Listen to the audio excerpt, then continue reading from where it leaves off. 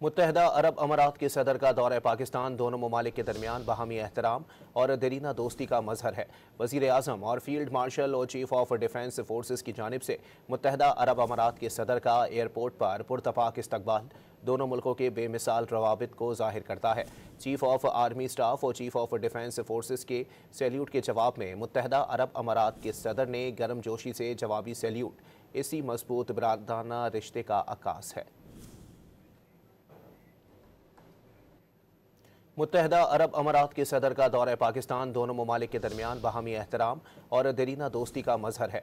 वज़ीर आज़म और field marshal और चीफ ऑफ डिफेंस फोर्सेस की जानिब से मुत्तहदा अरब अमारात के सदर का एयरपोर्ट पर पुरतपाक इस्तकबाल दोनों मुल्कों के बेमिसाल रवाबित को जाहिर करता है। चीफ ऑफ आर्मी स्टाफ और चीफ ऑफ डिफेंस फोर्सेस के सैल्यूट के जवाब में मुत्तहदा अरब अमारात के सदर ने गर्मजोशी से जवाबी सैल्यूट इसी मजबूत बरादराना रिश्ते का अक्कास है।